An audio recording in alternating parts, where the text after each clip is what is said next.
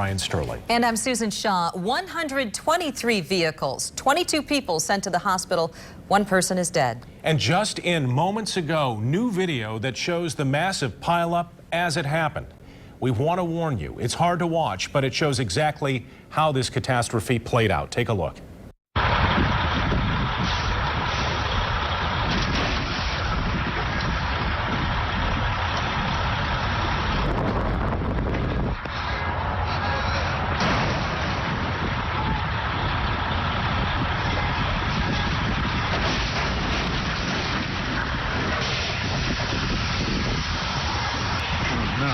Oh no. Oh, watch out, watch out, watch out.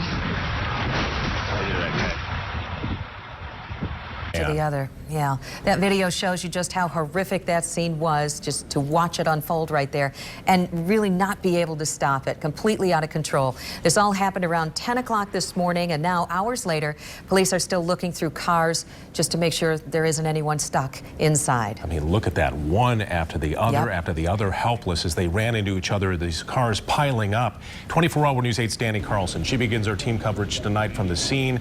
Danny, what is the latest out there?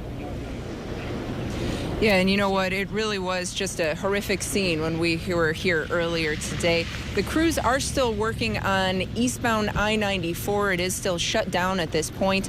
And where we're standing right now is East Michigan, which parallels 94. And you can see that this has sort of become where everyone has been going. It's a very busy trafficked area right now. But crews are still on the scene. They're trying to clean up and, as you mentioned, just search through all of those vehicles just to make sure that everyone indeed is out and accounted for. For hours, the whole area smelled like burning.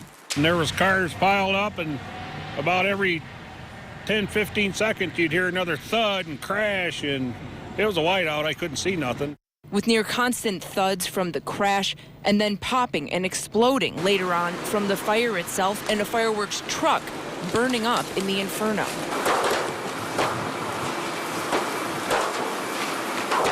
Looked like the 4th of July here a little while ago when that container truck blew up. Sparks flew on my house and it just, shook the ground. Crews worked for hours and are still working, trying to clean up, untangle the puzzle of twisted metal skeletons, and make sure that no one is trapped inside. It was a mess. There were cars and vans and everything stacked just like cordwood. It was horrendous. So, and that's right where the fire was. So, and it was not pretty. The number of injured stands at 22, the number killed at 1. But as the cleanup continues, we're told those numbers still could change. Unfortunately, we're not sure if that's going to be our final number. We have one confirmed fatality at this point. You just have to understand that when you have a bunch of cars pile up, in this case we're talking about 150 vehicles potentially, it's just very difficult to access the epicenter of that crash.